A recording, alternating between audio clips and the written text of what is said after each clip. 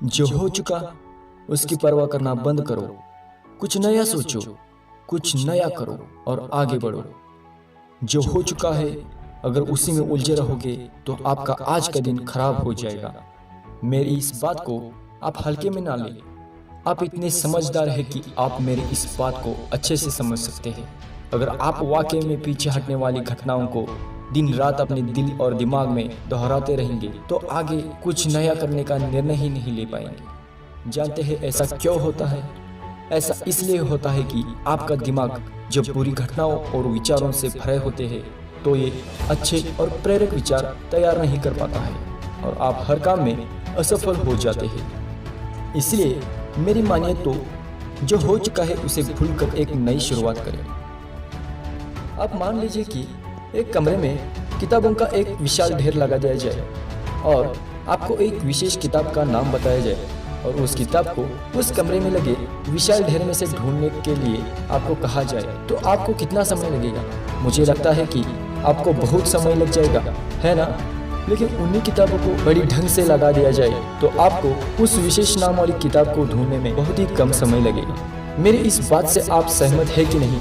मुझे लगता है आप सहमत है। जिस तरह से किताबों की ढेर से कमरा भरा हुआ है, ठीक उसी तरह हमारा दिमाग भी कई प्रकार के विचारों के ढेर से भरा हुआ है। जब हम निराश और दुखी होते हैं तो सही विचार और सही फैसला करने में हमारा दिमाग असफल हो जाता है और इसीलिए हमें उस निराशा और दुख से बाहर निकलने के लिए बहुत ज़्यादा समय लग जाता है और इस तरह की समय की बर्बादी से हम हमेशा पीछे ही रह जाते हैं। अगर दोस्तों आप अपने विचारों के ढेर को जिस तरह से अपने किताबों की जगह सही समय पर सही जगह पर रखते हो, उसी तरह आप अपने दिमाग में आते हुए हर दिन के विचारों को अपने दिमाग में सही समय पर और सही जगह पर रखोगे तो आपको कोई भी फैसला लेने में बहुत ही कम समय लगने लगेगा। और जब जब आप कोई भी फैसला लोगे तब आपको सही समय पर सही विचार आपके सामने रखने का काम यह दिमाग करता रहेगा।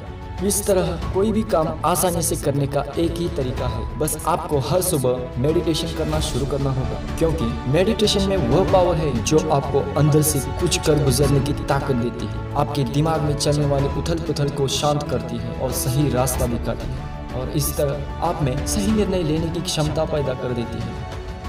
आपको जागना होगा और इस भ्रम को मिटाना होगा कि तुम कमजोर हो, तुम कभी न मरने वाला आत्मा हो। तत्व तुम्हारा सेवक है और तुम तत्व के सेवक नहीं हो। यदि आपकी परिस्थितियों पर अच्छी पकड़ है तो जहर उगलने वाला भी आपका कुछ नहीं बिगाड़ सकता। दोस्तों, शिक्षा क्या है? क्या यह किताबों से मिलने वाली विद्या है? नहीं। क्या यह नाना प्रकार का ज्ञान है? नहीं दोस्तों। जिस संयम के द्वारा इच्छा शक्ति का प्रवाह और विकास वश में लाया जाता है उसे ही हम शिक्षा कहलाते हैं। दोस्तों, मैं आशा करता हूं कि आप ऊपर बताए गए सभी विचारों को सुनकर आप अपने जीवन को आगे बढ़ाएंगे और अपने जीवन में एक नया मोड़ लाएंगे। तो चलिए आगे बढ़ते हैं और अपने मंजिल को पा लेते हैं।